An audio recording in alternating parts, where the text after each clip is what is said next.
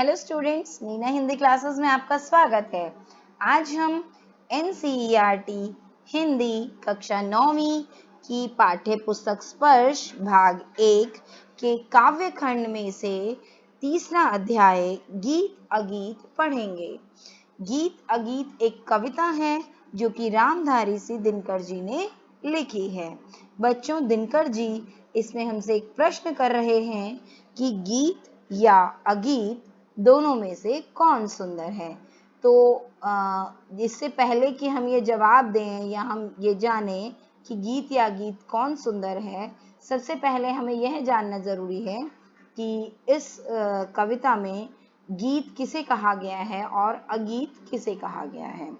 तो बच्चों, दिनकर जी के अनुसार गीत वो है जो कह दिया गया, जो गा दिया गया, उसे गीत कहा है उन्होंने।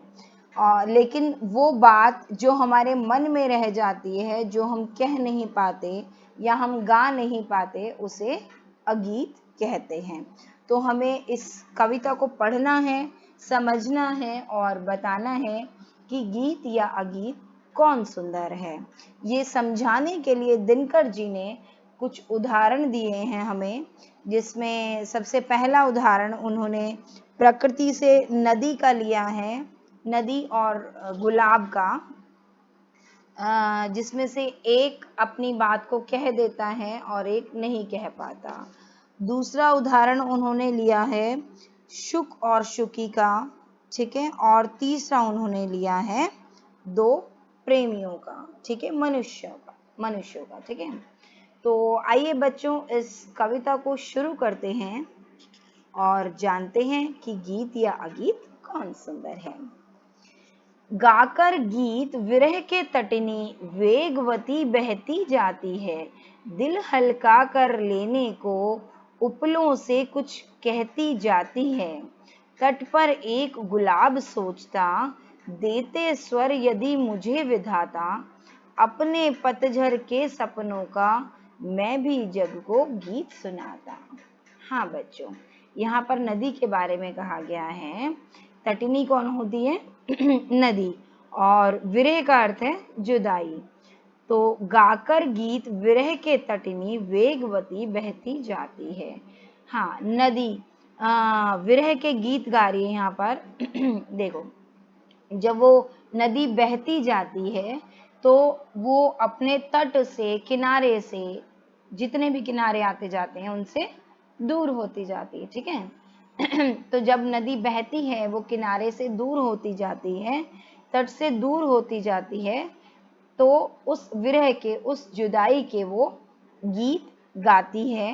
गीत क्या है बच्चों? जब नदी बहती है तो एक ध्वनि होती है, एक आवाज होती है, उसे नदी का, विरह का गीत यहाँ पर कहा गया है, जुदाई के दुख का गीत, ठीक है। वेगवती बहती जाती है। वेगवती मतलब, वेग का मतलब होता है तेज, तो जो तेज बहती है उसे कह रहे हैं वेगवती, मतलब नदी जो कि तेज तेज बहती चली जाती है, ठीक है। दिल हल्का कर लेने को उपलों से कुछ कहती जाती है। हाँ, अपने दिल को हल्का करने के लिए, दिल हल्का क्यों करना है? क्योंकि उसका दिल भारी हो रहा है, मतलब दुखी है। किससे? विरह की वेदना से, ठीक है, जुदाई के दुख से। और वो जुदा किससे हो रही है? तट से। तो उस दिल को हल्का करने के लिए वो उपलों से, मतलब किनारों से कुछ कहती जाती है। जब वो बहती है, किनारों से टकराती है, तो जो ध्वनि होती है उसे कहा गया है कि वो किनारों से कुछ कहती जाती है। तट पर एक गुलाब सोचता, देते स्वर यदि मुझे विधाता, अपने पतझर के सपनों का मैं भी जग को गीत सुनाता। हाँ, तट पर, किनारे पर एक गुलाब लगा है जो कि वो सोचता है कि यदि विधाता मतलब ईश्वर मुझे भी स्वर देते। अब देखो, नदी बहती है तो कुछ आवाज होती है, लेकिन क्या गुलाब के उगने का, टूटने का, हिलने का कुछ भी आवाज होती है? गुलाब के फूल के नहीं होती है ना। तो वो कहता है कि यदि विधाता मतलब ईश्वर मुझे भी ध्वनि देते तो मैं भी अपने पतझर के सपनों का गीत जग को सुनाता। हाँ, जग मतलब संसार। पतझर क्या होता है बच्चों? कि जब एक मौसम आता है पतझड़ का, जिसमें सारे पत्ते फूल सब झड़ने लगते हैं ना, है ना, और सिर्फ तने टहनियाँ यही दिखने लगती हैं पौधों पे पेड़ों पर, ठीक है, उसे पतझड़ का मौसम कहते हैं। तो जब पतझड़ के सपने जो होते हैं वो उसके दुख के होते हैं ना, तो पतझड़ के समय में अपने दुख को जग को मतलब संसार को सुना पाता यदि विधाता उसे भी स्वर देते, उसे भी आवाज देते। गा गा कर बह रही निर्झरी, पाटल मूक खड़ा तट पर है, गीत अगीत कौन सुंदर है। हाँ, अब जो निर्झरी मतलब नदी जो है वो गा गा कर अपनी बात कह देती है, ठीक है, मतलब बहती जा रही है, एक ध्वनि कर रही है, तो वो गा गा कर अपने बात को कह रही है, अपने संगीत को सुना रही है। लेकिन पाटल मतलब गुलाब जो है वो तट पर मूक खड़ा है। मूक मतलब चुपचाप, जो बोल नहीं सकता, ठीक है, जो गुलाब है वो बिल्कुल चुपचाप खड़ा है और नदी अपने गीत गाती हुई बह रही है। तो फिर यहाँ पर कवि पूछ रहे हैं कि गीत या गीत कौन सुंदर है। एक तो नदी जो अपने दुख को कह दे रही है, गीत गा रही है, एक ध्वनि निकाल रही है जिससे वो अपनी बात को कह दे रही है, और गुलाब जो कि अपनी बात को मन में रख रहा है और हमें उसको समझना है कि वो क्या कहना चाह रहा है। तो इनमें से कौन सुंदर है, ऐसा कवि पूछ रहे हैं। बैठा शुक उस घनी डाल पर, जो खोते पर छाया देती, पंख फुला नीचे खोते में, शुकी बैठ अंडे है सेती। गाता शुक जब किरण वसंती, छूती अंग पर्ण से छनकर, किंतु शुकी के गीत उमड़कर, रह जाते स्नेह में सनकर। गूंज रहा शुक का स्वर वन में, फूला मग्न शुकी का पर है, गीत अगीत कौन सुंदर है। हाँ, यहाँ पर कवि शुक की बात बता रहे। शुक मतलब तोता और शुकी मतलब मादा तोता, मतलब मैना कह सकते हैं, ठीक है, मैना या मादा तोता, उसकी बात कर रहे हैं कि एक शुक है, एक तोता है जो कि घनी डाल पर बैठा है, मतलब पेड़ जो पत्तों से भरा हुआ है उसकी एक घनी सी डाल पर बैठा है। देखो जैसे कि चित्र में दिखाया गया है, देखो सबसे ऊपर एक घनी सी डाल के ऊपर तोता बैठा हुआ है, ठीक है, जो खोते पर छाया देती। कौन सी डाल पर? जो खोते पर अपनी छाया देती है। खोता क्या होता है बच्चों? खोता मतलब घोंसला, ठीक है।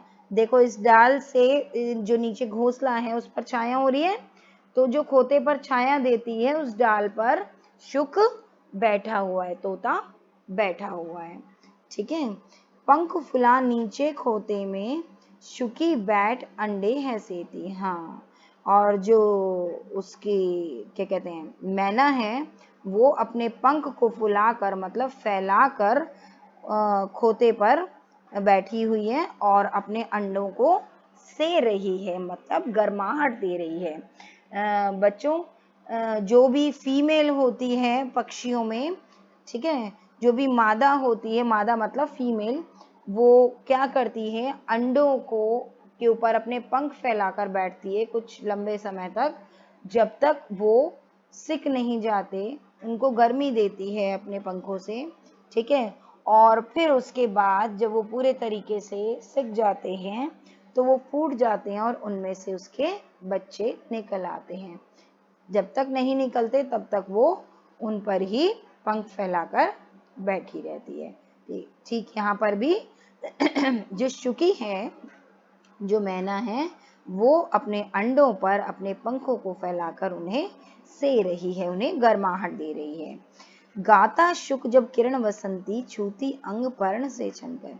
हाँ, अब यहाँ पर क्या है कि शुक गाता है, तोता गाता है कब? जब किरण वसंती, सूरज की प्यारी प्यारी सी सुबह की किरणें जब उसके अंग पर्ण, अंग उसके क्या है? पर्ण, पर्ण मतलब पत्ते, पंख सॉरी, ठीक है। पर्ण पत्तों को भी बोलते हैं, अगर पेड़ों के बारे में बात हो रही है तो पत्ते, वैसे यहाँ पर पंख के लिए इस्तेमाल हुआ है पर्ण शब्द का, ठीक है बच्चों। तो जब वो सुबह की प्यारी सी किरणें सूरज की उसके पंखों को छूती हैं, ठीक है, उसमें से छनकर जाती हैं, उन्हें छूती हैं, तब शुक जो है, जो तोता है, वो गाता है, अपनी ध्वनि निकालता है, ठीक है। किंतु शुकी के गीत उमड़कर रह जाते स्नेह में सनकर। हाँ, लेकिन जो शुकी है उसके गीत मन में उमड़ते हैं, लेकिन वो स्नेह में सनकर ही रह जाते हैं। वो गा नहीं पाती, क्योंकि वो अपने अंडों के प्रति, अपने बच्चों के प्रति स्नेह में है, और वो उनको से रही है, उनको गर्माहट दे रही है, ठीक है। जब शुक गाता है तो उसके अंदर भी स्नेह उमड़ता है, लेकिन वो गा नहीं पाती, क्योंकि उसे अपने अंडों को सेना है, उन्हें संभालना है, उनको गर्माहट देनी है, ठीक है बच्चों। गूंज रहा शुक का स्वर वन में, फूला मग्न शुकी का पर है, गीत अगीत कौन सुंदर है।